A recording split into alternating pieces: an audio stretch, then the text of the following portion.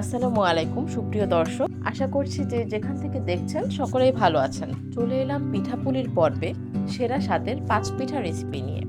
আশা করছি সবাই একবার হলেও রেসিপিটা ট্রাই করে দেখবেন। যদি ভালো হয় অবশ্যই কমেন্টের মাধ্যমে জানাবেন এবং আমাদের চ্যানেলটি সাবস্ক্রাইব করতে ভুলবেন না। প্রথমত আমি একটি প্যানে গরম মশলা নিয়ে নিচ্ছি, সাথে নিচ্ছি ২ কাপ চিনি, হাফ কাপ পানি এবং নারকেল। এখানে আমি ২টি নারকেল ব্যবহার করেছি। মিডিয়াম আঁচে এই মিক্সচারটা আমি খুব ভালো করে জাল করে নেব। যত বেশি নরম হবে পিঠা খেতে তত বেশি মজার হবে। এখন আমি ফুটন্ত গরম পানিতে সাবুদানা নিচ্ছি। সাবুদানাগুলো সিদ্ধ হয়ে এলে এগুলো একটি পাত্রের মাধ্যমে ছেঁকে নেব। নারকেল নরম হয়ে আসলে আমরা সাবুদানা অ্যাড করে এটি ভালো করে মিশিয়ে নিব। ডো বানানোর জন্য আমরা আরেকটি প্যানে পানির সাথে লবণ, তেল, চালের গুঁড়া এবং ময়দা নিয়ে ভালো করে মিক্স করে নিচ্ছি। রুটির মতো ছোট ছোট টুকরা করে আমরা এগুলোকে বেলে নেব। আপনারা চাইলে একটু বড় করে রুটি বানিয়ে সেটাকে ছোট ছোট টুকরা করেও নিতে পারেন। এখন আমরা রুটির ওপর নারকেলগুলো নিয়ে নিচ্ছি। নারকেলগুলো একটু শেপ করে এর ওপর আরেক পার্টের রুটি দিয়ে দিব। পিঠার চারপাশে ছোট ছোট করে ডিজাইন করে নিচ্ছি।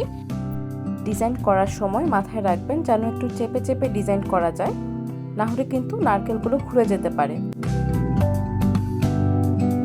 ৫ পিঠায় মূলত ৫ ধরনের ডিজাইন থাকে, আমি এখানে মাত্র ২টি ডিজাইন দেখিয়েছি।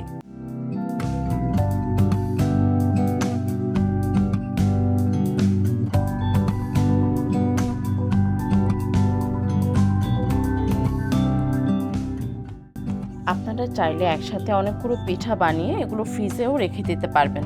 ফ্রিজে সংরক্ষণ করতে চাইলে আপনারা প্রথমত একটি ট্রেতে একটি একটি করে পিঠা সাজিয়ে এগুলো ঠান্ডা করে নিতে পারেন এবং পরবর্তীতে বক্সে সংরক্ষণ করতে পারবেন। বাড়িতে মেহমান এলে চট করে ভেজে নিতে পারবেন মজাদার এই ৫ পিঠা।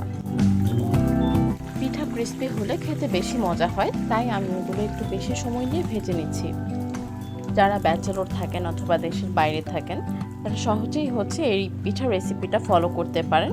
তবে সবাইকে এই রেসিপিটা একবার ট্রাই করতে বলবো। ট্রাই করে অবশ্যই আমাদেরকে জানাবেন পিঠাটি কেমন লেগেছে। যদি ভালো লেগে থাকে অবশ্যই আমাদের চ্যানেলটি সাবস্ক্রাইব করবেন। আর যারা ফেসবুক থেকে দেখছেন পরবর্তী আপডেট পেতে অবশ্যই আমার প্রোফাইলটি ফলো করে রাখবেন। আগ্রহ নিয়ে সম্পূর্ণ ভিডিওটি দেখার জন্য এবং লক্ষ্মীপুর কিচেনের পাশে থাকার জন্য অসংখ্য ধন্যবাদ।